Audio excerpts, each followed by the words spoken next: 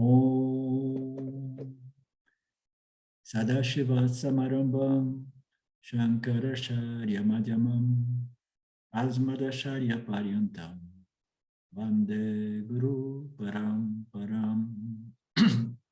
Ishvara Guratmeti Murtiveda Vibhagine Vyomabda Vyapta Dehaya Dakshinamurtaye Namaha Sava Vedanta Sedanta Gocharam Tamagocharam Govindam Paramanandam Satguru Pranatoshmaham Om Shanti, Shanti, Shanti Om, Namaste. Welcome everyone to our Panchadasi. I have been talking so much over WhatsApp today that my throat is giving me already a little trouble before we begin.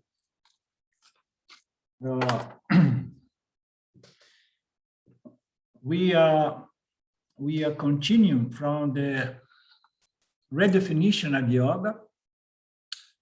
And we have gone through the 1, 2, 3, 4, 5, 6, 7, 8, 9, 10 different ways that this Aparokshanubhuti redefines yoga seen from the perspective or angle of Vedanta. From the angle of Vedanta, he's redefining what it means yoga. We know that yoga literally means connecting with God, connecting with the self, connecting with our higher, spirit or something like that. So as if we have to do something to become, to accomplish, to achieve, or to gain, or to reach.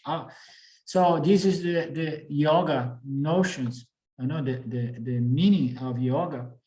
We see the culture of yoga, which means action, sadhanas, which are based on actions, which bring about a certain result, cause and effect, action and results of action. So we know that Karma Yoga is all based on action and results of actions, and the results of actions in Karma Yoga is a purified, contemplative, sattvic mind.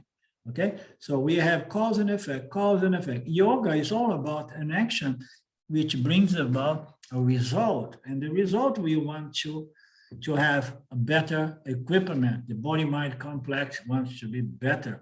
But then when we come into the world of spirituality, more elevated levels, they believe that yoga is an effort, is an action to control the mind, to bring about emptiness or silence. And then in that silence, it's believed that you merge with the self, you merge with God, you understand? So this is the definition of yoga presented by the people in the yoga world.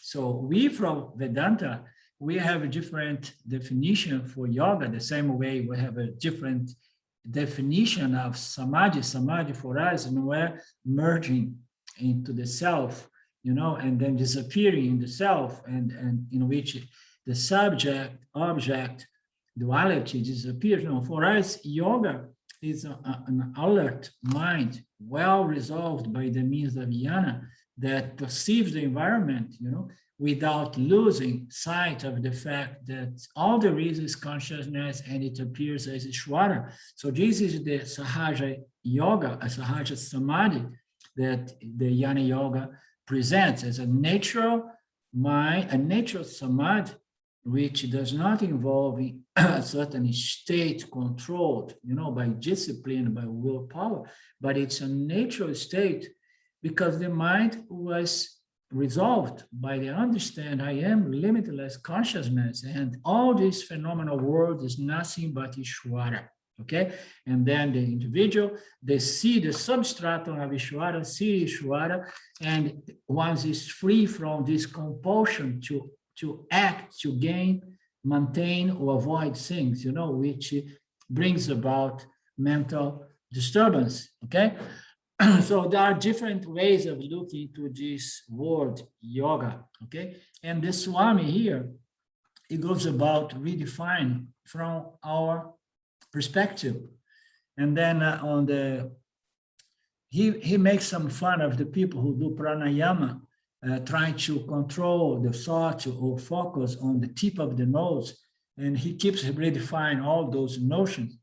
On the 11th, he says, pranayama is the restraint of modifications of mind brought about by, the magic word here is understanding that the mind is but the self appearing as the mind. So you don't need to control the mind. You don't need to control anything there, your breath, because the mind, the thoughts, and the breath, they are interconnected. So if you control your mind, your breath is going to become shallow, until it may disappear. You stop breathing, literally, okay? Or if you work in the breath, doing certain pranayamas techniques, you're going to observe that by creating a certain pattern of in and out breathing, your mind is going to somehow become very quiet and silent as well. Why? Because the pranas and the thoughts, they are interconnected. They are there in the subtle body. You work through the mind, and then the prana is going to be very calm, your physiological systems. But if you work on the pranas, you're going to produce also a quiet mind, okay? As we know, all of this is part of an integrate organism, one single organism, very integrated, okay? So we all know that when we are stressed, going through a lot of adversities or anxieties, and one sort of the other, trying to prevent, bad things from happening and so on, our breath goes like this, it goes like that with our mind. And then sometimes when we are totally peaceful doing our meditation, our breath goes like this, and then it almost stops, okay? So they are all of these are integrated. And then he says, pranayama is the restraint of all these mental and prana modifications brought about by understanding that the mind is the self. Therefore, there is nothing to control, nothing to manipulate. Everything is just consciousness. It is the only reality.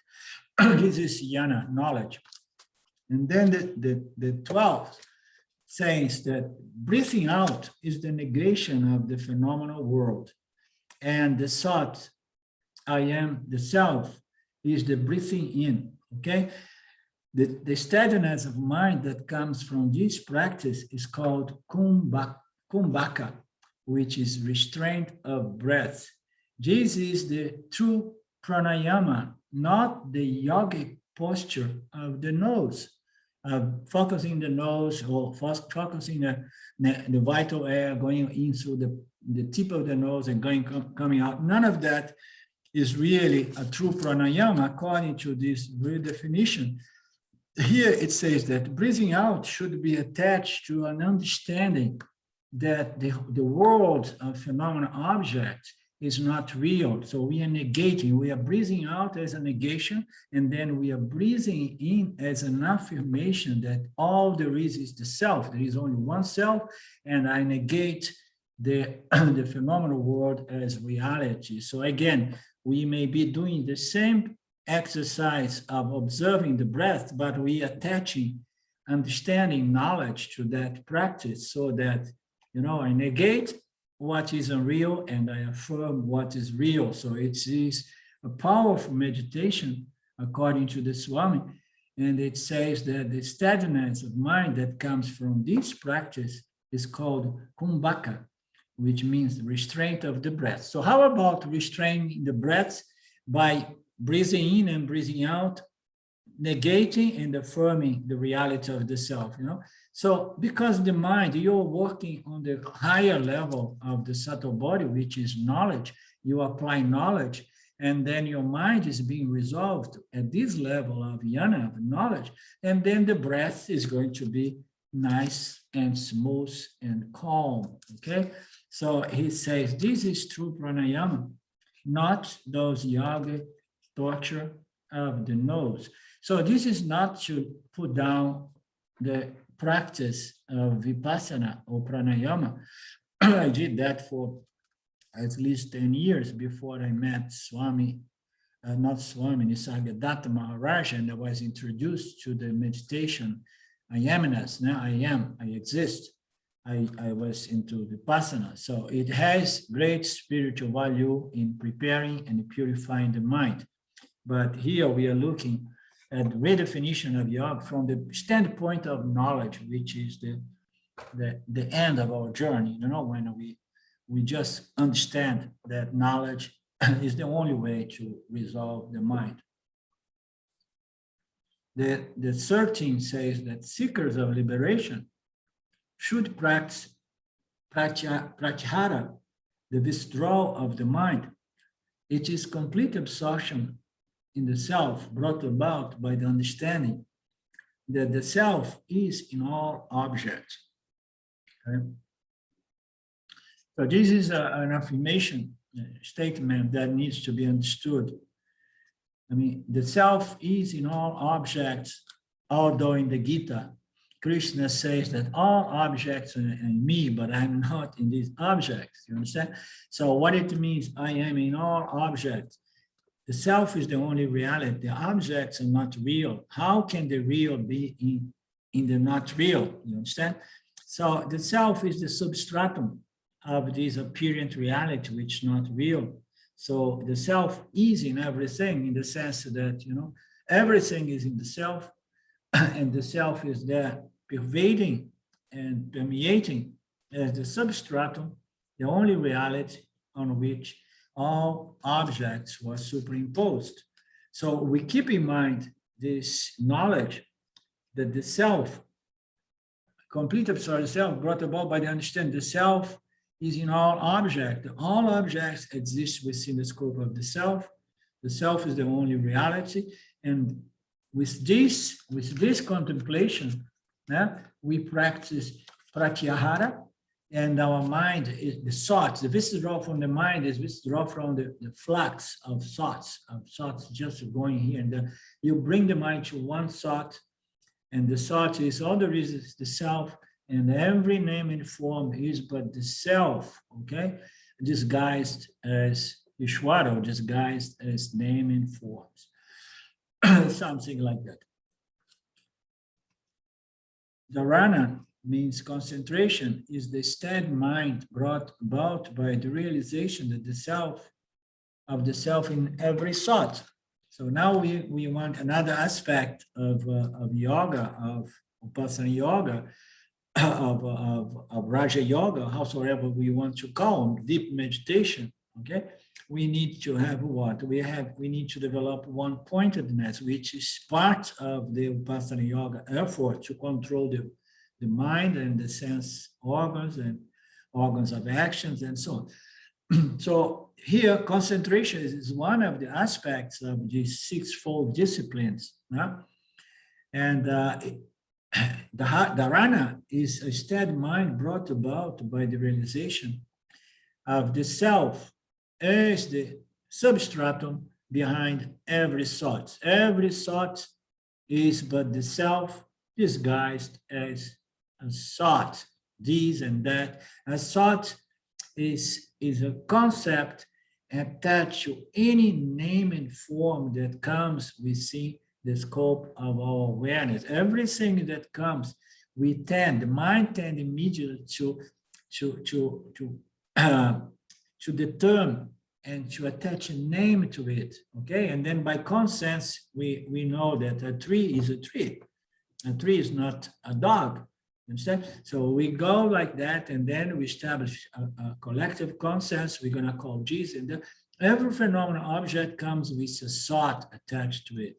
So when we have a thought, we have an object, and then again, we know that the mind is going to develop one-pointedness, concentration, more easily, okay? If I keep in mind the understanding that the self is behind every object as the very reality of every thought object, okay? So we are concentrate on the self, although the thoughts are still coming, but we don't need to bring one-pointedness by controlling the thought like the yogs do, but we bring one-pointedness by understand the unsubstantiality of every thought, because every thought, every object is resolved in the self as the self. You know what I mean? The difference is that we don't need to stop the mind altogether, stop the thoughts, stop the world, remove the world. None of that, the moment that we come from the perspective of knowledge, understanding that everything is the self. Is that making sense to everyone here?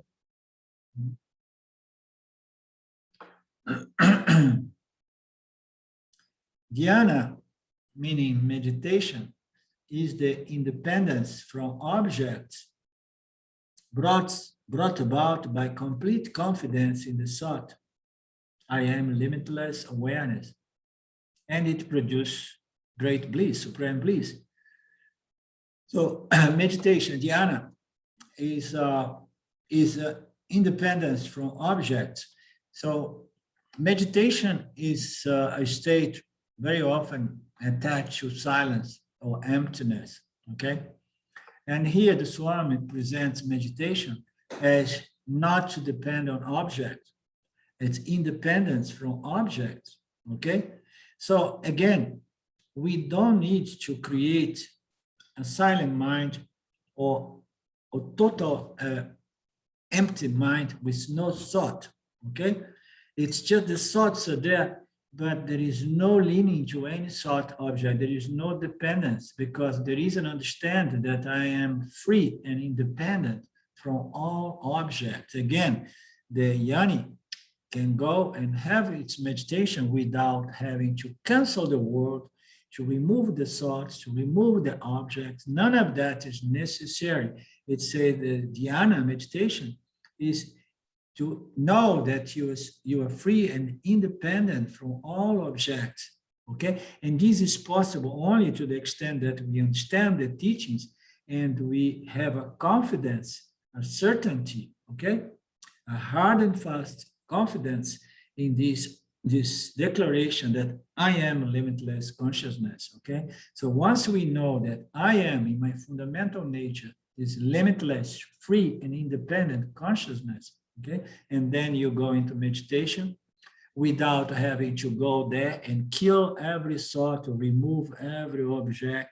You just say, all of this can come, but I am free and independent from all objects. This is a powerful meditation. It's a Jnana Yoga meditation, okay? It produces great bliss, of course, because you don't need to disappear to understand. I mean, the whole idea of Nirvikalpa Samadhi is that the meditator, which is meditating because it wants to enjoy, the meditator is cancelled by Nirvikalpa Samadhi. So how about having a Samadhi in which you are not cancelled and you can really experience joy and pleasure and peace, okay? Because you know that the world is there, but you are totally free and independent from the world and from all objects. This is parallels, difference between knowledge and the practice of willpower to control the mind.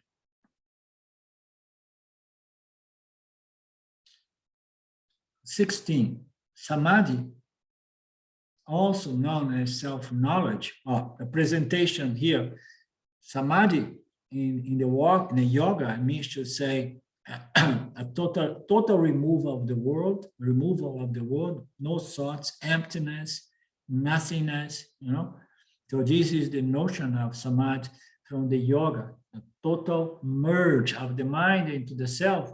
And then there is no subject and there is no object of meditation. Both disappear. It's great, but it's not that much different from deep sleep. You understand? You go into deep sleep, we come out of a deep sleep, and our ignorance is not addressed by going in and coming out of deep sleep. So now he says here, Samadhi, from our perspective, is known as self-knowledge. It's the knowledge in regards to your true, free, and independent nature as consciousness.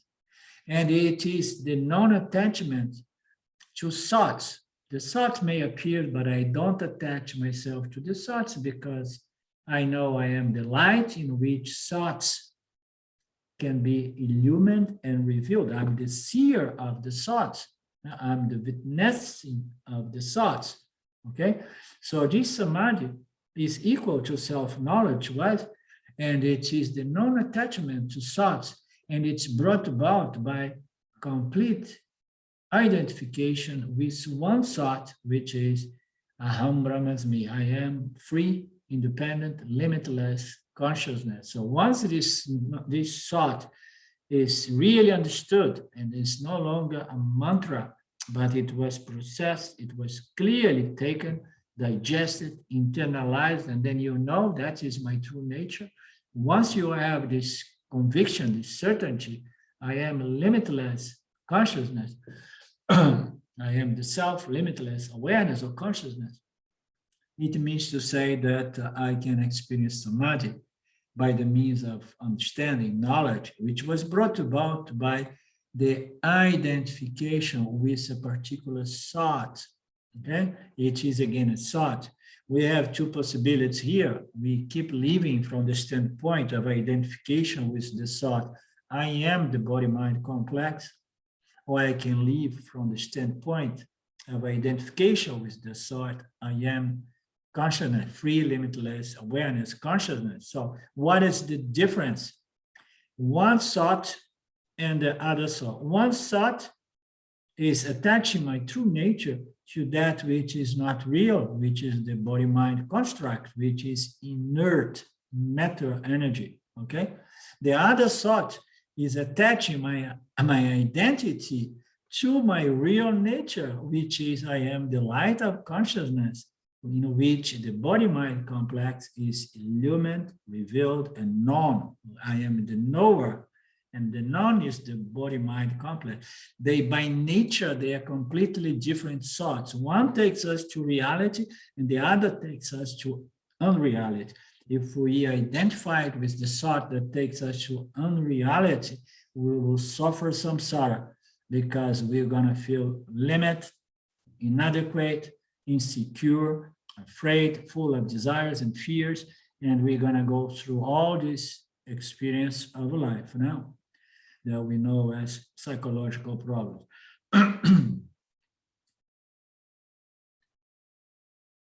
Is it clear so far? 17. This samadhi, which is equal to self-knowledge, this samadhi reveals one's natural bliss. Natural bliss is different from epiphanies. You understand? So epiphanies, they are phenomenal. They are projects of the mind. A mind on certain circumstances, on certain configurations of the mind. When the mind is extremely sattvic for some reason, or when the mind is taken by a tsunami of vasanas, spiritual vasanas from the past, it can produce sudden blisses, you know, but those blisses, they are just byproduct of a mental state, which is conditioned, you know, produced by its vasana load and the configuration of the subtle body. But here it says that this samadhi reveals one's natural, where I am? Yeah, 17. This samadhi reveals one's natural bliss. So I'm taking this diversion because a natural bliss is a bliss that derives from your understanding of your true nature, as opposed to the bliss which is derived or based or dependent on your mental state. You understand? So one is dependent on your hard and fast knowledge. I am limitless consciousness, okay? This is one. And then you feel blissful. This is said to be here, a natural bliss. So what would be an unnatural bliss? Unnatural bliss is a bliss that does not come from your true nature, but it comes from your mental state, which is the not self. The not self is that which is in constant modification. You understand? So the yogi wants to experience the bliss, which depends on the state of the mind, the mental state of the yogi, okay, which is in constant flux of modification, which cannot really be controlled totally. You understand? So this is not natural. This is effort-induced bliss, that we have to be there holding our focus, creating a sattvic environment in which those energies can flow and one can feel expanded, blissful, peaceful, and so on. So this samadhi reveals one's natural bliss, which arises spontaneously as one clings to the thought, the natural thought, the thought in regards to our true nature. Once one spontaneously and naturally holds on to the thought, I am limitless awareness, and then the nature of samadhi is, because the mind is resolved by understanding its true nature, free of duality, free of desires and fears, free from anxieties, understand, frustrations, and so on.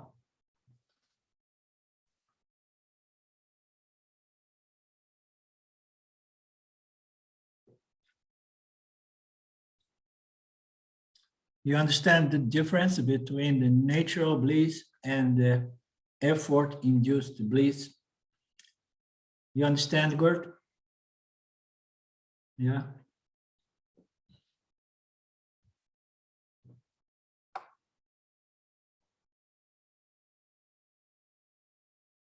While practicing samadhi, many unavoidable obstacles may occur, let's say. I mean, the first one is a big one. When you are practicing samadhi, one is so much pursuing a certain state, the state of samadhi, a mental state. So you want so much to accomplish that mental state that you are not concerned about investigating or inquiring. You are concerned about controlling and producing a certain mental state, the so-called samadhi, emptiness, okay, or silence.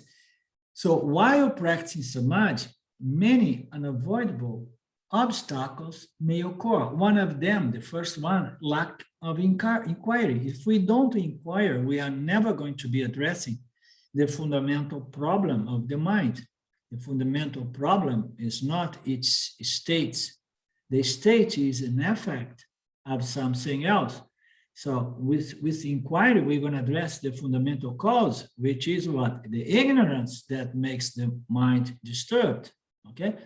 So when we search for samadhi, we're going to find these obstacles. One of them is, I'm not inclined to inquiry because I'm not really interested to address the fundamental problem. My interest here is to produce a certain state, okay? And then another unavoidable obstacle may be idleness. Idleness is laziness, apathy, tamas. So I just want to go into samadhi, I don't want to do anything, and then I want to produce that self-induced state, which is similar to deep sleep. So laziness is often a problem. And it's not only laziness, there is also another obstacle, which is desire for sense pleasure. And then sleep, dullness, distraction, tasting of joy, and the sense of blankness. So I don't understand. Desire for sense pleasure, desire for sleep, desire for dullness. What do you think? How we would see that? Or you think that each one is an independent obstacle? Lack of inquiry, laziness, desire for sense pleasure. Another obstacle is sleep. Another obstacle is dullness. Another obstacle is distraction, and tasting of joy, and the sense of blankness. This is a little bit more difficult for me to interpret it. Can anybody help me here?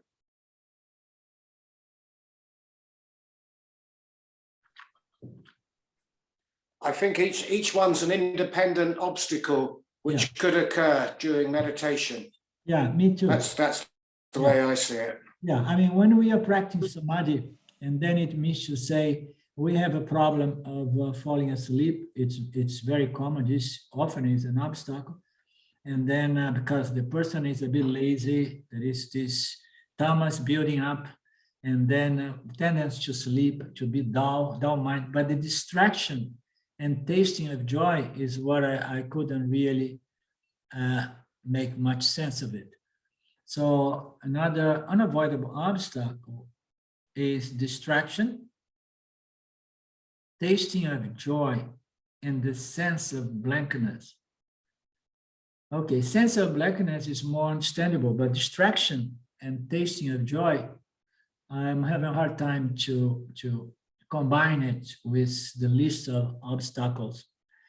So if anybody... Maybe it means that simply if you try to go to the Samadhi with effort, with mental effort, you can be distracted with anything, with whatever it's, you know, you can have distraction all over the place, a noise here around it, the dogs here. Yeah, you're absolutely right. And there are many stories in spiritual books talking about that, you know. The person is so concerned about the Samadhi that he can come out of Samadhi very angry with children play around the corner, you understand? Which is a huge contradiction. That's great. You got the distraction. And then tasting of joy. Okay, you're inspired, Claudio. Tell us now, tasting of joy. Tasting of joy, I don't know exactly what it means in English, but tasting of joy, maybe you desire to feeling joy, to experiment joy, to have an experience of joy, maybe, but I cannot understand it perfectly in English, tasting of joy. But I can imagine that a person that wants to stay in Samadhi and have the totally void of the mind can be distracted, have desire, can fall asleep, can be dull, have a lot of problems. Would be more appropriate to translate a desire for joy, or something like that. Maybe this is what I think also. Yes, Ruth. Ruth is about saying something now. David is about saying something. I was thinking like the fifth kosher. Kosher. It's like the fifth kosher, you know, bliss. Yeah. And you get caught in caught in bliss. Yeah. And you think you're in Samadhi, but you're not. Yeah. And so I'm thinking that could be an obstacle, is that you get stuck there. Yeah. Yeah. Very well. Very nice. Yeah. Tasting of joy would be an Andamaya kosher because you are getting there on those levels. You experience that bliss, that joy, you know, and that joy becomes an obstacle. Thank you. Very nice. And that goes well aligned with the sense of blankness is also another obstacle. Yeah. Very nice. You see, when we work together, my life is much easier. Yeah. I'm also thinking the sense of blankness is just real interesting because so oftentimes that seems to be the goal of meditation is to achieve a sense of blankness. And so there, I think it's really talking about what the goal of meditation. And we talk, yoga is about emptying the mind and being blank. And yet, Vedanta talks about meditation is not that. So yeah, absolutely, yeah, very nice. Okay. And then it closed saying that the person desiring liberation should patiently remove all these obstacles. Yeah, they are impediments, you know. Yeah, absolutely.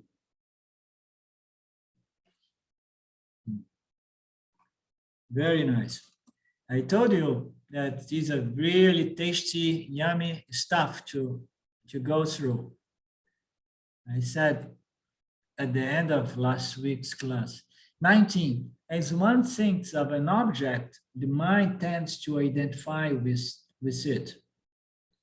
When thinking of the void, the mind identifies with the void and becomes the void, becomes identified with the void as the void.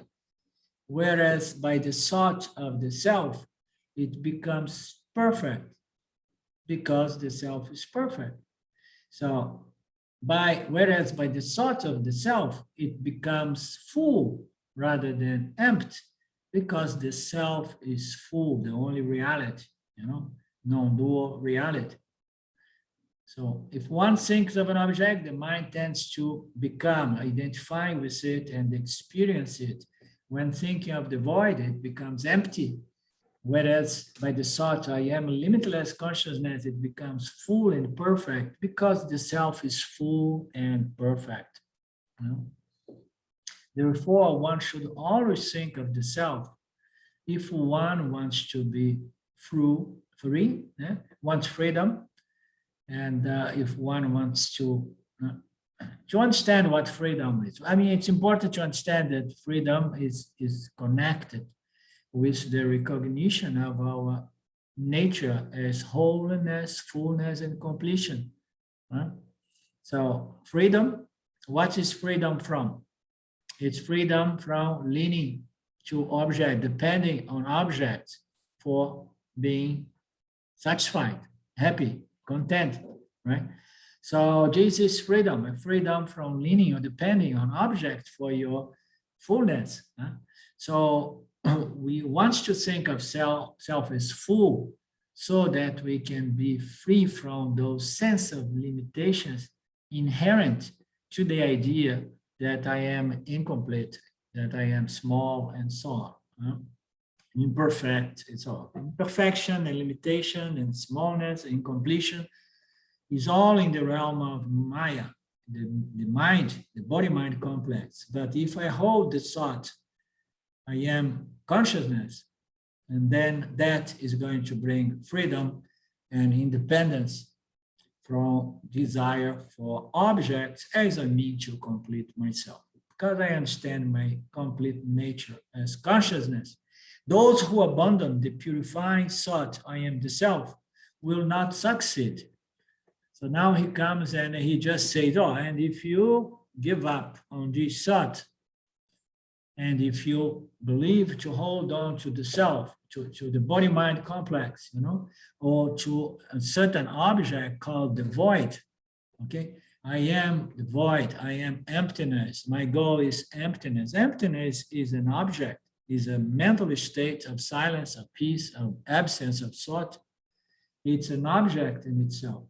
So we should never abandon this purifying mantra, this purifying thought, this purifying contemplation. I am limitless consciousness. I am the limitless, free and independent self. If we drop that and we come down to hold on to another purifying thought, there are many purifying thoughts, okay? And even a thought of an elephant is going to produce purification in the mind, because if you hold the mind on one object of thought, even an elephant, the mind is going to develop certain purifying qualities. It's going to become more one-pointed, more focused, and so on, okay? So there are many thoughts that can help purifying the mind.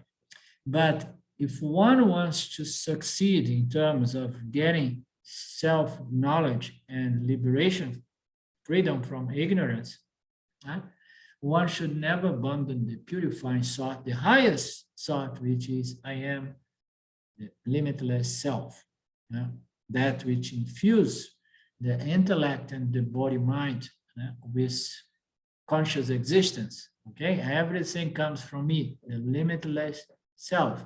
Right, Karen? Yeah? You following good?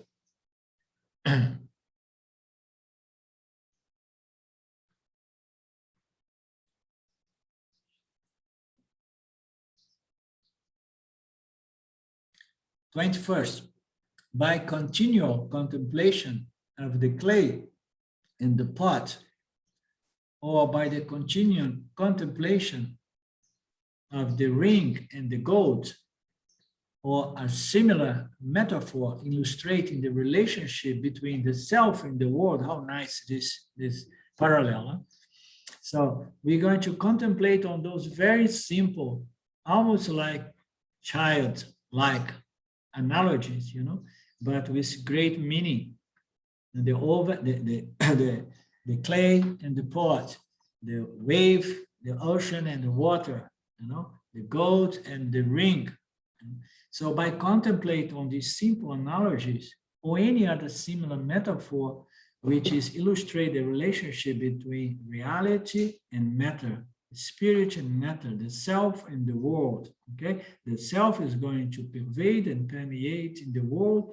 The world is a superimposition on the self in the same way that the pot is a superimposition on the clay. The clay is the only reality, but we miss the clay and we take the clay to be the pot, okay? So the same way we miss the self and we take the world to be reality. We miss the self and we take the body mind to be the I, the self, okay?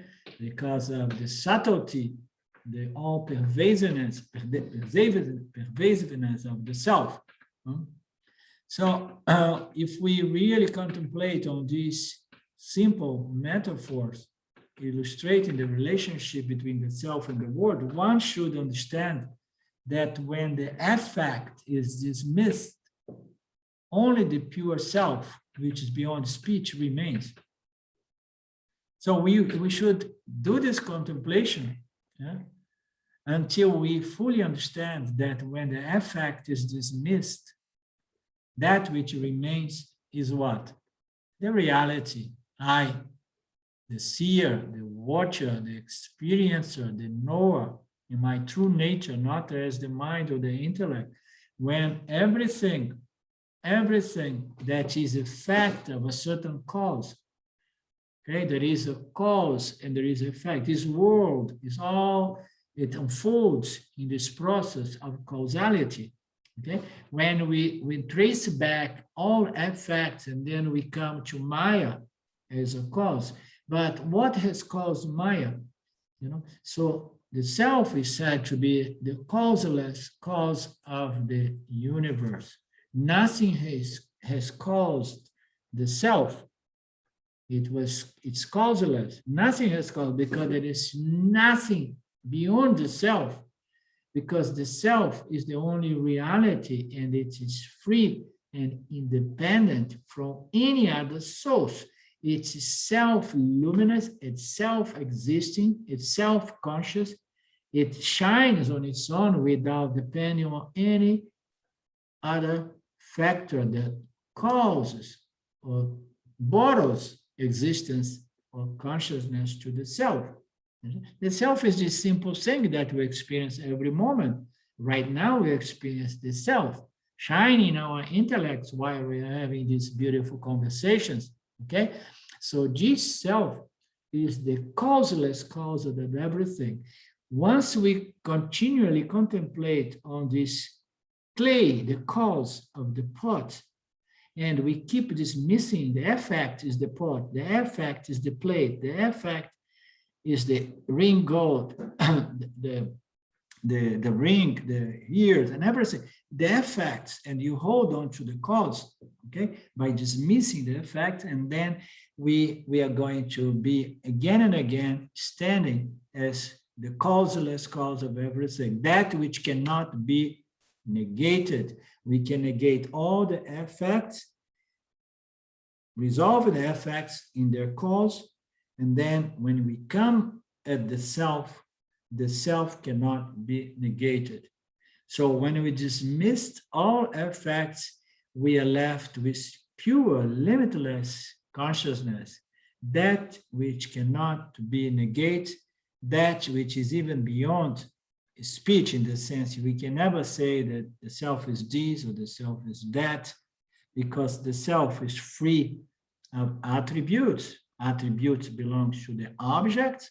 The self is the light on which all objects which are defined by attributes of Maya, appear and disappear. So we are the self remains, and it's beyond speech in the sense that we can never say that the self is like this or like that. At the most, we can say the self is of the nature of existence and consciousness. Okay, the existence of everything and the knowingness of every intelligent beings is onto the self, to consciousness itself.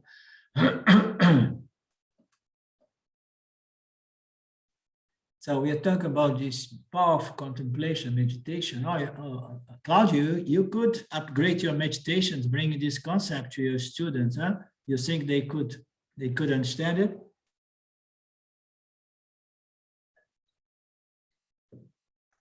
I always try to introduce some concept and Yeah. let's see.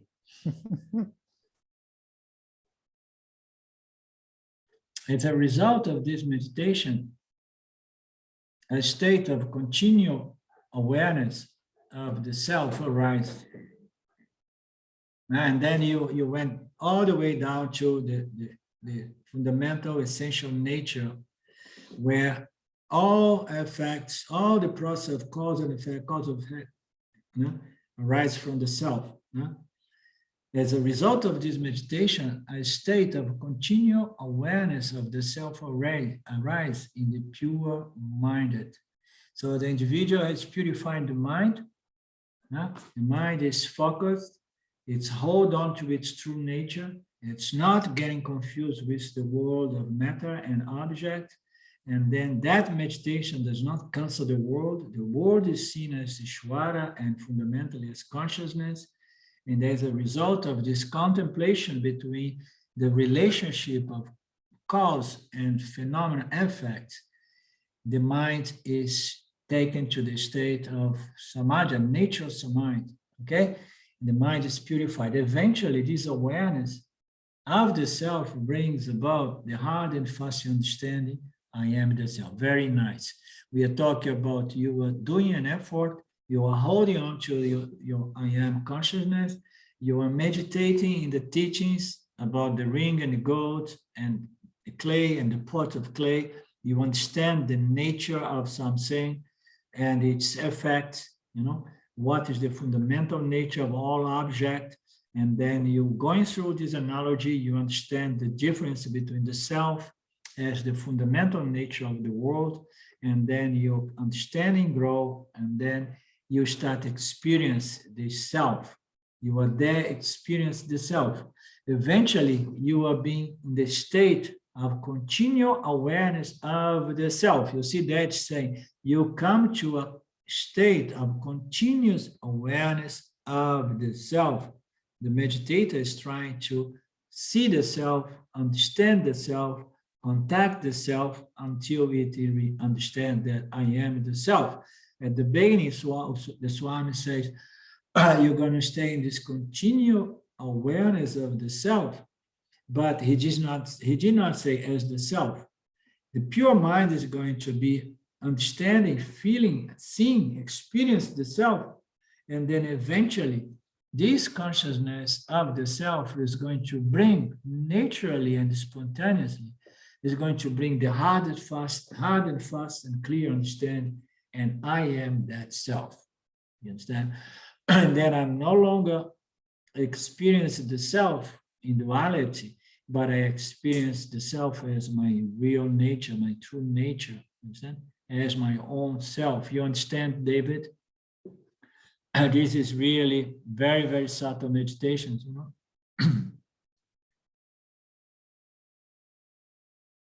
And it gives us a better and practical understanding of Nididhyasana, because Nididhyasana is contemplating on the most profound subtleties of these teachings until we develop this certainty of self-knowledge, this conviction that I am free, limitless consciousness.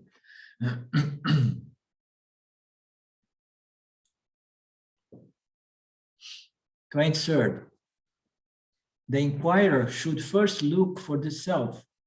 You see, the inquirer, as everybody in the world, we need to look for the self. The inquirer is never going to succeed if unprepared he is told, don't look for the self, because you are the self. If he is not really prepared, that pointer is not going to really help him. So the inquirer should look for the self the cause, by dismissing all objects as the not self. Okay, you want to realize the self, you want to know the self. Okay, you heard that the self is the only source of happiness and peace and contentment. Look for the self. How am I going to look for the self if it's not an object of knowledge or experience? No? So you have to go look for the not self, understand everything which is the not self. You understand? So, and you're gonna go look for the self by dismissing all objects, everything that can be objectified by consciousness. Everything that can be objectified by your intellect. And the intellect is also an object from the standpoint of consciousness. We know our intellect. So we're going to put everything in the same bulk of not self or object, because I can objectify everything, and everything that can be objectified can be dismissed as the not self. So we look for the self by dismissing all objects as the not self. And then once we are dismissing everything, we invite to look for the self by seeing the self in all objects. How beautiful, huh? This brings great happiness to everybody who feels like, okay, I want self-knowledge, I want freedom, but I don't want the world of objects to disappear, because I appreciate and enjoy the world. So here the Swami says, so after you have negated reality to the world of objects, you come back and you're going to be able to understand and look for the self by seeing that the self is the nature of all objects. How about that? Huh? Yes, Karen? Well, I get a little confused then on that statement when we say that the self is in the objects, but not the objects. I guess it's a subtlety I'm challenged with a little bit. Yeah, let's look at, let's create a better context here. We have the self, which is the causeless cause of Maya, which in its own power, and it calls the universe of objects, okay? So now we have the self, we have Maya. Maya brings about Ishvara. Ishvara is going to play with the gunas and create the universe, okay, in which the jivas arise. So now, when we have all of this, we say that all of this is the not self, because the self is the fundamental nature of that which we call not self. But we call not self for the sake of discriminating, because the self somehow apparently forgot its nature and got confused with the objects as it appears as the jiva. As the self appears in its reflectors, the subtle bodies of all living creatures, when it appears, it confuses the self with the object, and it thinks that he or she is the body-mind object. And then we need to negate the body and mind as the not self, because we want to extract the fundamental true nature of what I am, okay? And then once we did that by rejecting everything that is not self, and then what happens in the end? The not self is not going to go anywhere, Karen. It's going to keep showing up every morning when you open your eyes. And then you have to understand that this is the self shining as Ishvara, and all of this is appearing within the scope of awareness, my consciousness, through my mind, my intellect, my body-mind apparatus, okay? So the world appears as Ishvara. Ishvara is a modification of consciousness, you know, through Sattva Guna in association with Rajatam, and then you're going to see the world does not disappear, and you know that everything is coming from the self. Fundamentally, everything is the self. That is the meaning of non-dual self. Everything is Ishvara, is the easiest way to understand that everything is the self. because if it's easier for us to understand that everything is the Lord, everything is Ishvara, because Ishvara is the intelligent cause of the universe, it is the energetic cause, Rajaguna, it is the material cause, Tamoguna, and Ishvara is also the full manifestation of the universe. This is Ishvara. It's not separate from its creation. You understand? You remember the example of the spider and the net. So the net is not, the spider net is not a part, it's part of the spider. So Ishvara is the universe. The universe does not go away when you do this rejection of all object. It's going to remain there, and then you see as consciousness disguised as Ishvara, disguised as the world. You understand? This is the understanding. Consciousness disguised as Ishvara, and then we have great respect for Ishvara because Ishvara played with the gunas to create this universe. You understand? And then we have reverence. We understood that all of that belongs to Ishvara and its laws, governing our human experience. And then we see consciousness disguised as Ishvara and Ishvara disguised as the world, okay? And then everything resolves back to consciousness, okay? The world is resolved in consciousness as consciousness. That's the meaning of saying that after you have dismissed all objects, and then after you are clear about the fundamental nature of everything, as the only reality being this light of consciousness, doing the investigation, doing the discrimination and so on, doing the negation, this light, shining the intellect, doing this dismissal. And then what you're gonna do? And then, only then you look for the self by seeing the object. The objects are just the self. You understand? So it's like the reflection, really, right? Everything is a reflection.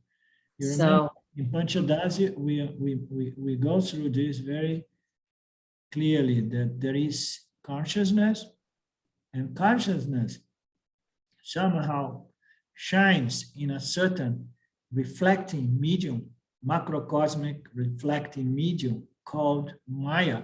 Maya is nothing but the first modification in consciousness, meaning to say the three gunas, the three energies. When these three energies coming, it immediately creates a macrocosmic reflecting medium.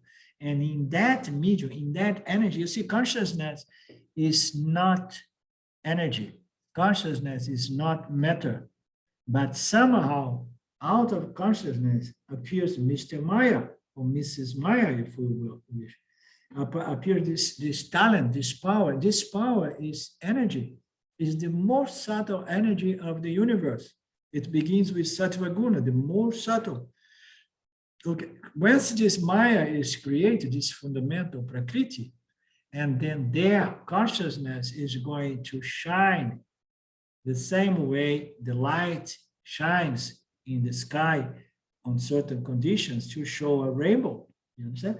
So consciousness is going to shine in this energy, and then immediately is going to create this total intelligence called Ishvara, and then it's going to create all the gunas, all the dynamic energies which are going to move this intelligence into creation, and is going to provide another energy with its tamas, which is going to grossify to become the material universe, okay? So all of this is happening like pam, pam, pam. It is a reflection, as you said, you understand? Or it is the world shines. That's why James called the shining world. The shining world is consciousness shining on the gunas, you understand? And then appearing as the world. So, and then you see that this is consciousness reflected in Maya to produce Ishvara, Jiva, and Jagata. Ishvara, Jiva, and Jagata. The three pillars of the universe. The creator, Ishvara, Jagat, the creation, and within the creation we have the living creatures, the intelligent living creatures that are designed to be the experiencers of Jagata. We have a creator, we have a creation, and we have the experiencing / knowing agent. You understand? The three pillars of this universe. Okay? Makes sense? It's all a reflection, as you said. Okay? But it's all a shining phenomenon. You know? Why? Because somehow consciousness now is pervading a certain level of energy that produces this magic show, produces this universe. Does it make it easier for you to understand, Karen? Yeah.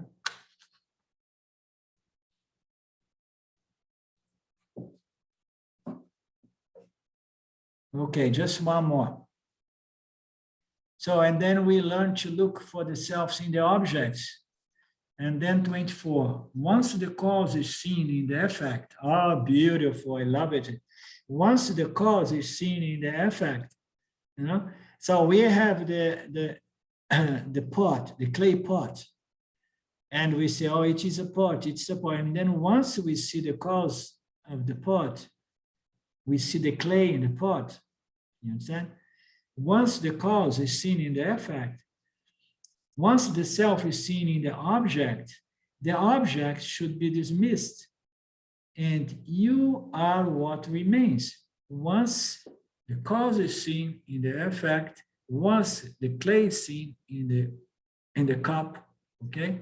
Once the self is seen in all objects, okay, as the cause of the object, all objects should be dismissed, as we said before, and then what's left is you.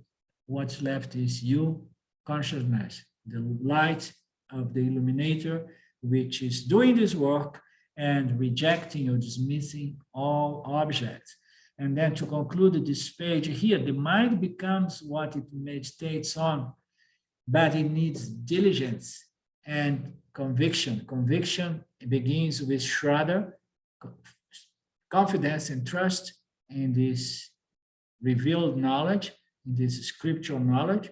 We need to have this trust. We need to do this work with as diligence as we are able to offer, you know, sincerity, persistence, diligence, and with the conviction, the confidence that that's the way to go. That's the way to live a happy life and to be free from this tough ignorance, which is the belief that reality is duality, and the only way to be happy here is by chasing objects. You understand? So this is suffering. Liberation from suffering is liberation from this fundamental error, which is duality's reality, and the objects serve the purpose to complete me. No, I am complete, I'm whole, I am the substratum, I'm the only reality, is the only solution for samsara. So we stop here. We begin on the 26th. If anybody has anything to say, any question, any contribution.